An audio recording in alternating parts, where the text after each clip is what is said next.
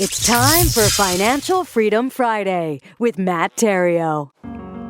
Unfortunately, the crooked, lazy, dishonest exploiters of the capitalist system have tarnished the reputation of the true capitalist. And our school system, it enforces this belief by instilling in the young that the rich are evil, money-hoarding abusers.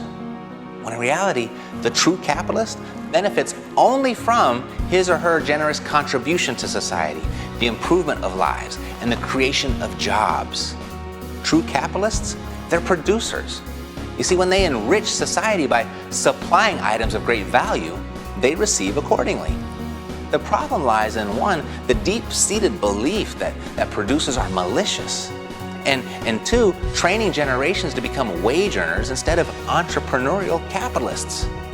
You see, our education system, it continues to pump out individuals who believe that their job and that their money and that their personal residence are all assets. When in reality, you can't own a job. That's not an asset. Money is no longer real. And the only asset of a personal residence is the mortgage. Unless someone is paying you to live in your personal residence, it's not your asset. It's the bank's asset. The authentic entrepreneurial capitalist finds solutions to common problems, improving the quality of life for those that he or she affects. They are generous, they are creative, and they are a benefit to society.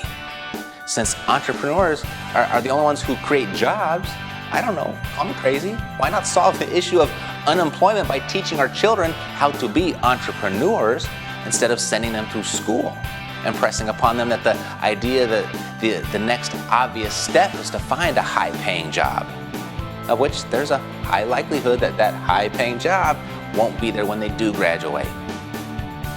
You see, the world is growing and developing at ever-increasing speeds, and there will be no shortage of entrepreneurial opportunities.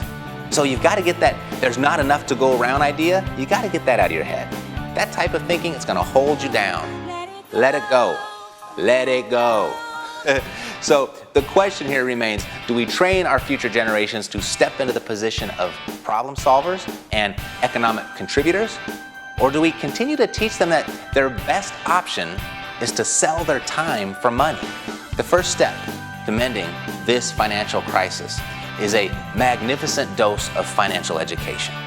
Without it, we're headed right down that same path that no longer leads to a happy ending. You see, by training the future generations how to be generous capitalists, the only kind of true capitalist, not until then will the economic climate begin to heal. But in order to train the future, the education starts right now, and it starts with you.